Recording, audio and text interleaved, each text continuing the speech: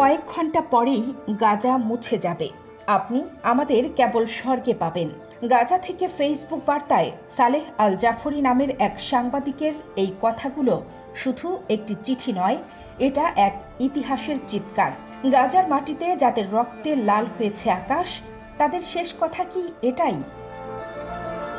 বলা হচ্ছে পুরো ফিলিস্তিন জুড়ে ফ্লোরিন বোমা ব্যবহার করা হচ্ছে এবং প্রতি ২০ সেকেন্ডে একটি করে মিসাইল লঞ্চ করা হচ্ছে।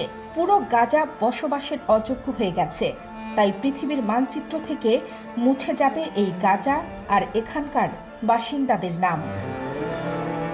প্রতিটি সংখ্যার পেছনে একটি প্রাণ, একটি স্বপ্ন, একটি স্বর্গে যাওয়ার বাধ্যবাধকতা নয়। কিন্তু আজ গাজা হয়ে উঠেছে এক মুক্তির অপেক্ষায় থাকা কবরস্থান। আর এই নির্মমতার দায় কার? যখন ইতিহাস লিখবে, তখন কি আমরা শুধু দর্শক ছিলাম, নাকি সেই মুসলিম যারা চুপ করে দেখলাম অন্যায়কে? ফিলিস্তিনের মানুষের এই বার্তা শুধু তাদের নয়, এটা আমাদের বিবেকের দরজায় কড়া নাড়া। ফেসবুক পোস্টটি দেওয়ার সঙ্গে কমেন্টে ইনবক্স ভরে যায়। কেউ লিখেছেন, আল্লাহ তুমি তো রহমান রহিম, তোমার প্রিয় গাজাবাসীদের তুমি ছাড়া আর কেউ নেই। আল্লাহ তুমি উত্তম পরিকল্পনাকারী, কোনো না কোনো পরিকল্পনা করে রেখেছ।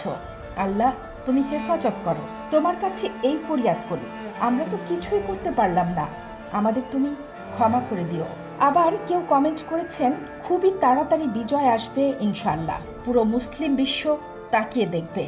গাজা আজই শেষ হবে না। যতদিন এই দুনিয়া থাকবে, ততদিন গাজা থাকবে, ফিলিস্তিন থাকবে। কারণ এটা কোরআনের ওয়াদা, এটা রাসূলের জবান। কিয়ামতের আগে পৃথিবীর রাজধানী হবে আল আকসা, আর সেন্টার পয়েন্ট হবে ফিলিস্তিন ইনশাআল্লাহ।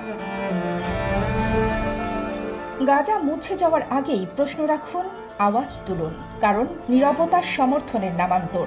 শেয়ার করুন এই বার্তা, ফিলিস্তিনের কণ্ঠস্বর আজ আমাদের জবানিতে পৌঁছাক। কানিস ফাতেমা নিপা, খবর সংযোগ।